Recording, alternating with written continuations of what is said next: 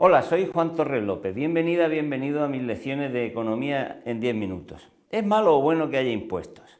¿Por qué las corrientes liberales piden constantemente que se reduzcan?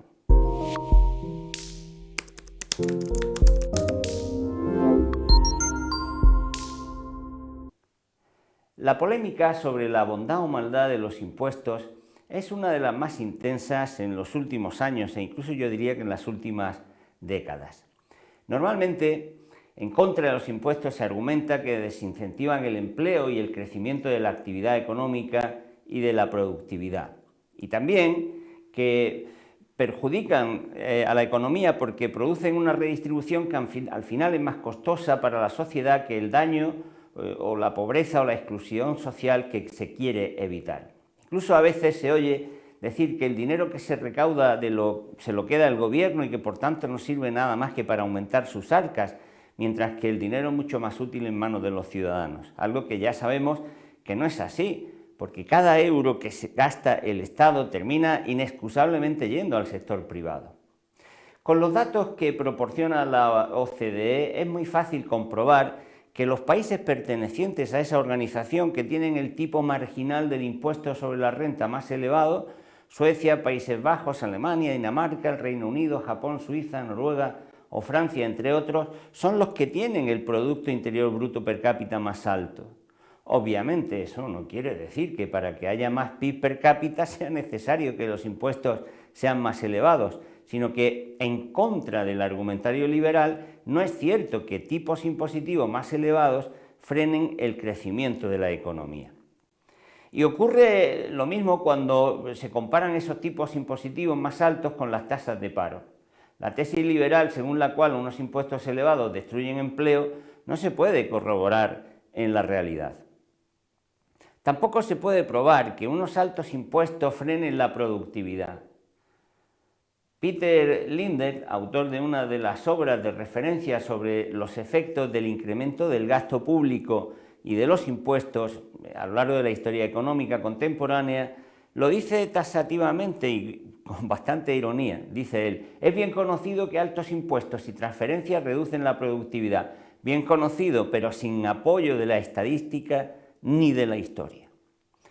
Posiblemente la tesis más conocida o más defendida por parte de quienes desean que los impuestos se reduzcan al máximo es la que difundió el economista estadounidense Arthur Laffer. Se cuenta que fue en una simple servilleta donde dibujó el diagrama al que recurren quienes defienden que de ninguna manera conviene subir los impuestos. Según Laffer, la recaudación impositiva sube cuando aumentan los impuestos, como se ve ahí, pero hasta un determinado nivel, superado el cual la recaudación baja. Dice Laffer que a partir de ese nivel habrá muchos sujetos a los que ya no les compensará seguir trabajando y dejarán de cotizar. Por lo tanto, bajará la recaudación. Deduce de eso que el gobierno obtendría más recursos si baja impuestos que si los sube, porque las rebajas impositivas aumentan los recursos en manos de hogares y empresas, aumentando gracias a ello el empleo, la actividad y los ingresos fiscales. Pero esta es una conclusión que no se puede deducir ni siquiera de la propuesta de Laffer que él mismo representó en esta gráfica.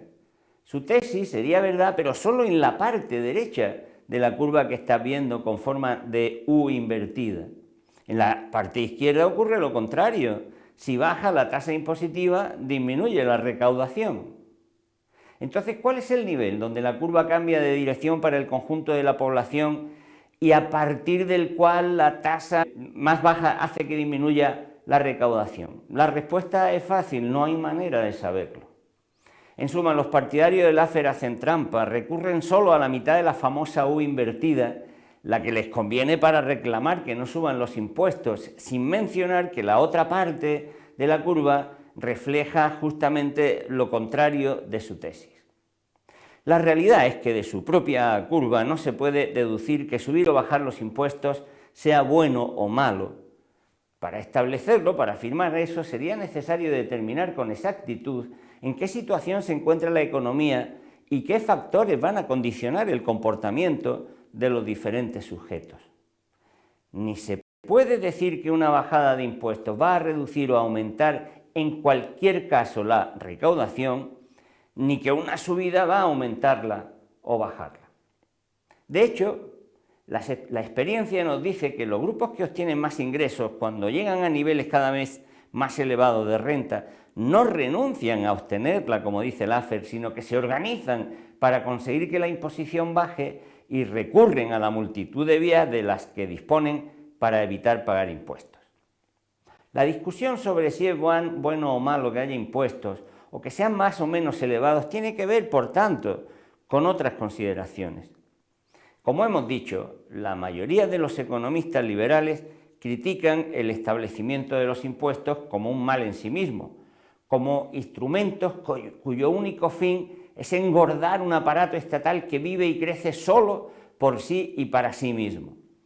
Pero lo cierto es que los impuestos sirven y se utilizan para financiar actividades que proporcionan bienes y servicios públicos muy deseados: sanidad, educación, pensiones, cuidados, infraestructura, seguridad, a una parte de la población que, de no ser por esa provisión pública, no podría acceder a ellos.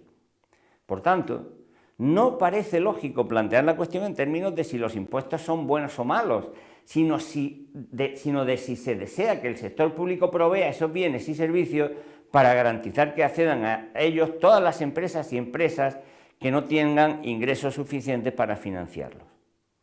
Por otro lado, hay que tener en cuenta, como hemos dicho en lecciones anteriores, que los impuestos no se establecen solo con finalidad recaudatoria o para financiar la provisión de bienes o servicios que el mercado no puede garantizar a toda la población. También se establecen como instrumentos para incentivar determinadas actividades, concretamente encareciendo las que la sociedad considera más negativas o indeseables, como aquellas que ocasionan daños a la salud, al medio ambiente o al funcionamiento de la vida económica, es decir, crean desincentivos. Y también, en ese caso, el debate es puramente político, en el sentido de que se trata de dilucidar si la población quiere evitar esas actividades encareciéndolas por vía de impuestos, o si prefiere simplemente perseguirlas legalmente o dejar que se produzcan en aras de la libertad particular de quienes desean llevarlas a cabo en contra del bienestar, la salud o la seguridad general. Los impuestos también pueden establecerse con el propósito de redistribuir la renta, como hemos dicho, tratando de conseguir que una desigual distribución originaria del ingreso o de la riqueza no se reproduzca y crezca indefinidamente, sino que se reduzca para permitir que los seres humanos puedan tener las mismas oportunidades a la hora de utilizar y disfrutar de los recursos. Y en este caso resulta de nuevo evidente que habrá diferentes posturas en conflicto que lógicamente se manifestarán en posiciones distintas, según el coste o beneficio que cada decisión redistributiva suponga para cada persona. Pero es evidente que este conflicto y la forma en que se resuelva es una cuestión puramente normativa. Tiene que ver con las preferencias y con la ética que guíe el comportamiento y las decisiones de cada persona. Y no se puede establecer una verdad económica, un criterio objetivo indiscutible al respecto, como hacen los liberales. Por último, cabe preguntarse si es bueno o malo que haya impuestos utilizados como instrumento de estabilización económica, es decir, como inyección de rentas cuando estos bajan en épocas en las que disminuye el ingreso en la economía, o se disminuyen los impuestos en el caso contrario. Por tanto, no se puede estar más o menos a favor o más o menos en contra de los impuestos en general. Se puede estar a favor y en contra, pero no por razones objetivas ni económicas. Y es por eso que a veces se plantean con demasiada ligereza tesis sobre los impuestos que no tienen respaldo en la realidad.